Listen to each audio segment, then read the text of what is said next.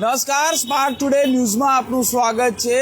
સમગ્ર વિશ્વની જેની પર નજર છે એવું અમેરિકા, ઇઝરાયલ અને ઈરાન વચ્ચે જે યુદ્ધની જે પરિસ્થિતિ છે ને એ પરિસ્થિતિ વચ્ચે વડોદરામાં આપ જોઈ શકાય છે કે આ પ્રકારનું એક બેનર અહીંયા અફવા ફેલાને વાલે અરાજકતા ફેલાતે ઉનસે સાવધાન રહે, આવું યોગેશ પટેલે આ પ્રકારનું બેનર અહીંયા શહેરના જુબલીબાગ પાસે મારવામાં આવ્યું છે। આ પ્રકારની જે પ્રકારે છેલ્લા ઘણા દિવસોથી ગેસ હોય, પેટ્રોલ, ડીઝલ હોય ને ત્યારે આજે પણ આપ જોયું કે હમણાં થોડા સમય પહેલાં સ્પાર્ક ટુડે એક અહેવાલ પણ પ્રસિદ્ધ કર્યો હતો કે ખાદ્ય તેલ પર લોકો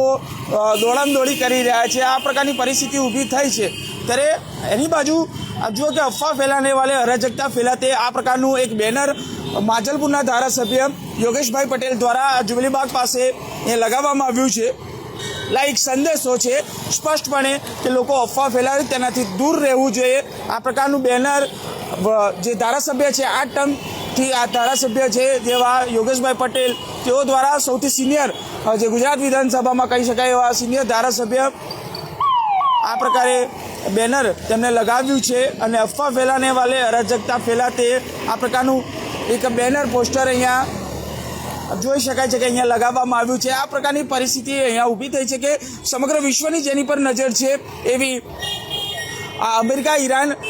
વચ્ચેનું જે યુદ્ધ છે એટલે કે અમેરિકા ઇઝરાયલ મળી અને ઈરાન પર હુમલો કર્યો તો સામે ઈરાન પર તેનો વળતો જવાબ આપી રહ્યો છે। વાટાઘાટો ચાલી રહ્યો છે પરંતુ ઈરાન એવું કહી રહ્યું છે કે નુકસાનનું જે વળતર છે તે મળવું છે પરંતુ તેની સામે જો કે ગેસ હોય કે પછી પેટ્રોલ ડીઝલ હોય અને ત્યારબાદ ખાદ્ય તેલની વાત હોય પરંતુ તેની સામે માજલપુરના ધારાસભ્યએ આ પ્રકારનું બેનર લગાવી ક્યાંક શહેરમાં જે વાત તેમની મૂકી છે એટલે કે લોકો અરાજકતા ફેલાવી રહ્યા છે એટલે કે અફવા ફેલાનાર લોકો અરાજકતા એટલે કે માહોલ તેઓ બગાડી શકે છે, લોકોને શાંતિ જાળવવા આ એક પ્રકારની અપીલ કરવામાં આવી રહી છે। એટલે આ પ્રકારની વાત અહીંયા મૂકી છે એટલે આ પ્રકારે ધારાસભ્ય યોગેશભાઈ પટેલે આ બેનર લગાવ્યું છે કે અફવા ફેલાને વાલે અરાજકતા પણ ફેલાતે હૈ। કેમેરામેન નિહાની સાથે Surat Solanki, spark today news, Vadodara.